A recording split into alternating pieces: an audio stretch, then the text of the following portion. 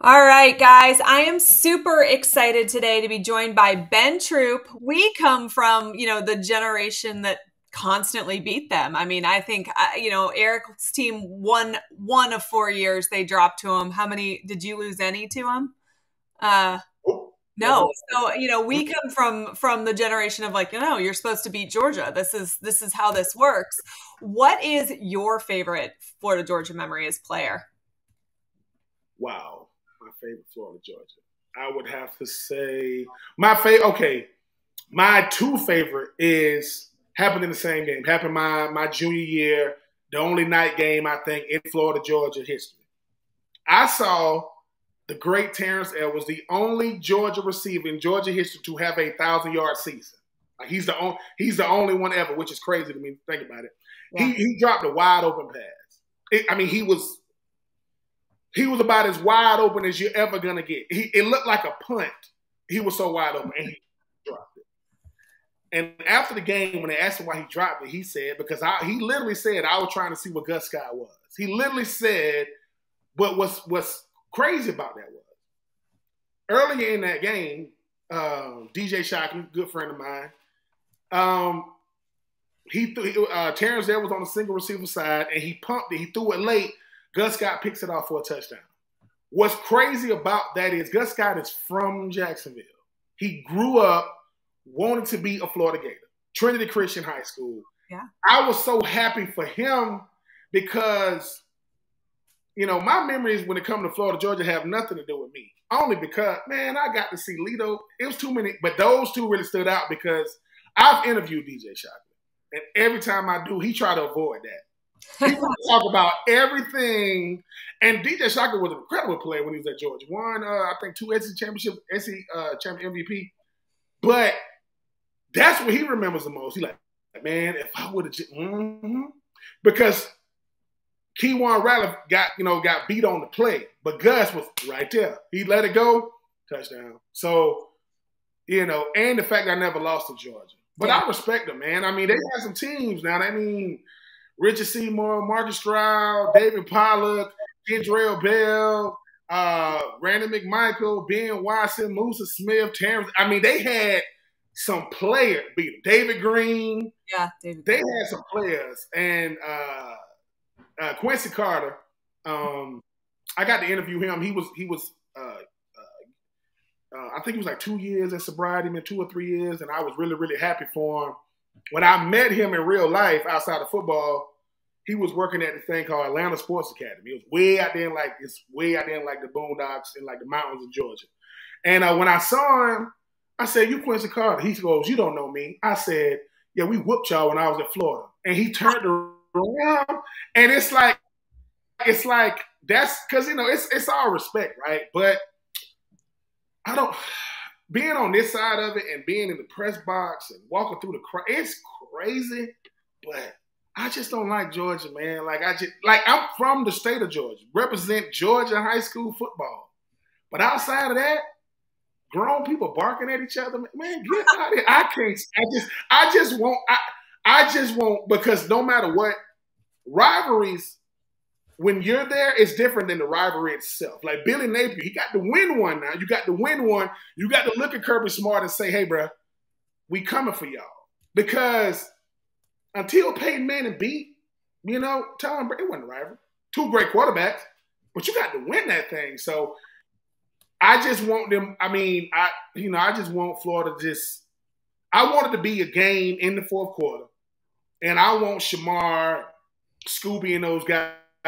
Derek Wingo looking at Barack Bauer saying, "Bro, I know y'all finna come at me with him.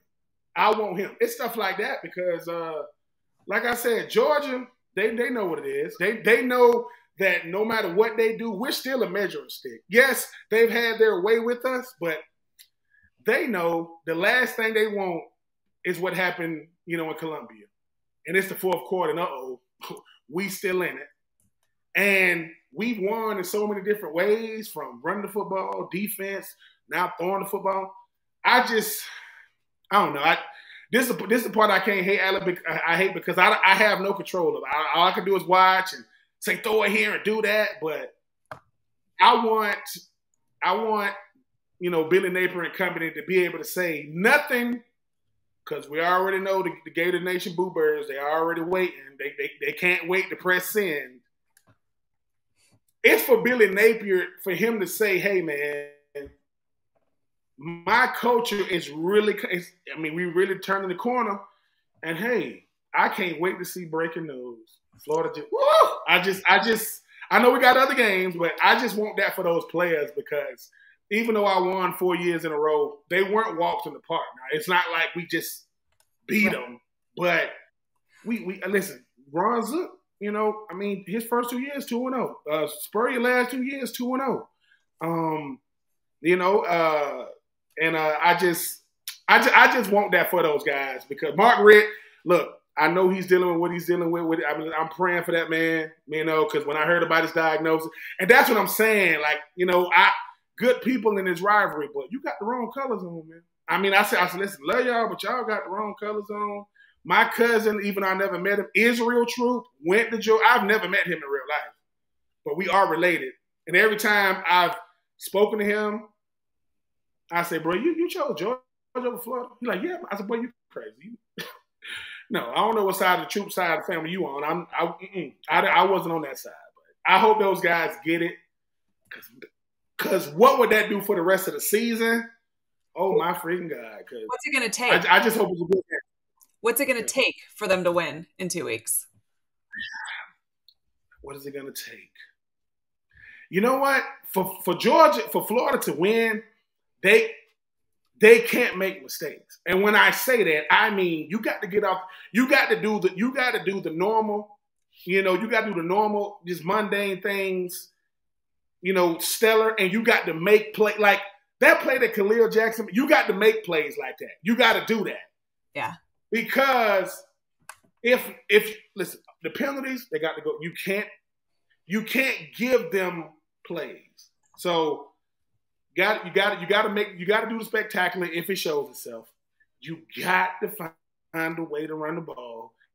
And on defense, don't Georgia has been running the ball okay-ish. Don't let them Kentucky you. Because if that happens, so for me, just don't be afraid to let Graham Mertz be the star. Let him throw it. He's taking 2 picks. Let him throw it. Don't treat the young guys like young guys now. Don't coddle them because it's Georgia. And I'm gonna say this: how they beat Georgia is, man, play loose. Because let's face it, Tebow and them, they can't pick Florida because they went there. But we get it. But we know at the end of the day, my senior year, we played LSU at LSU, and Chris Leak was the starting quarterback. He was 18 years old. So if we lose, that's what we're supposed to do. Problem is, what happens if we don't? And we didn't. So that's the part. It's like if I walk in the locker room and say, what y'all so uptight for? It's Georgia, right? We're supposed to lose, right? Problem is, we didn't get the memo. So I think for them, just play loose, because playing tight ain't going to make you play better. Graham Mertz, bro, I heard about this Florida-Georgia game. Let me see what it's all about, right? I've seen it from afar.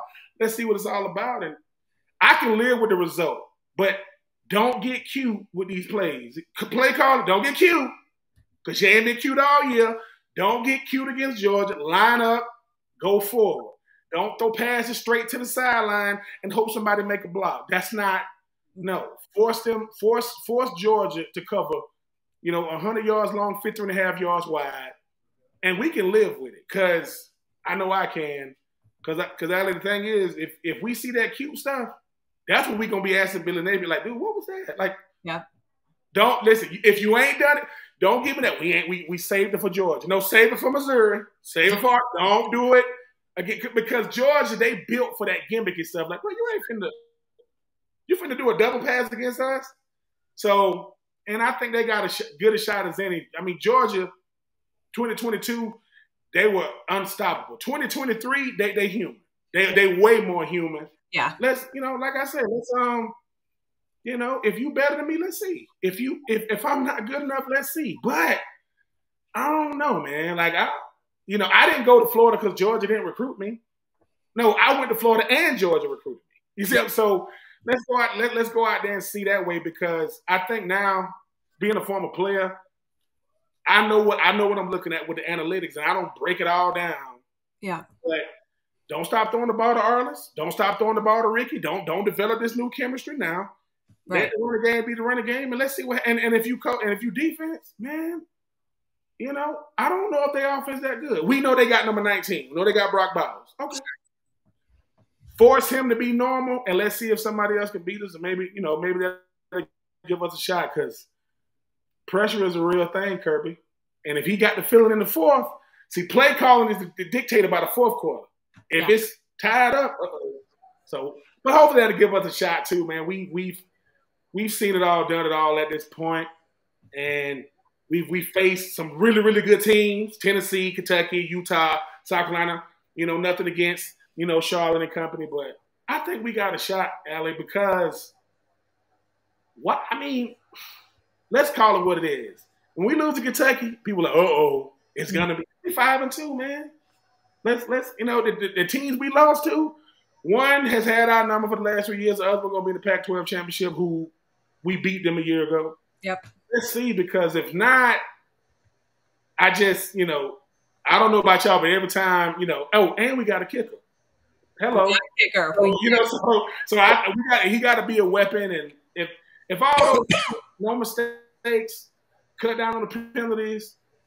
If we go for it on fourth down, get the freaking thing, or just kick or punt or kick it, just line up and play football. I think we got a good shot as any, because Kirby won't say it to the media, but Kirby knows, look, man, don't let Florida fool you.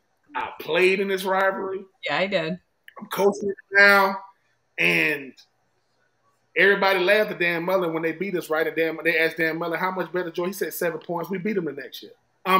With Kyle Pitts being out the second half. So I'm telling you, just you know, even though we can't go back to them days, just do what you do.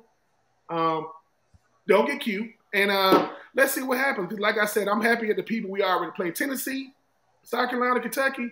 Utah, there's some good teams. They ain't Georgia, obviously, but I think too, Georgia got this winning streak, right? They don't listen. They know it's going to come to an end. Yeah. They just don't want it to be Florida. Like, we don't. Anybody? But I would love it if it's us. Oh, of course, anybody but us.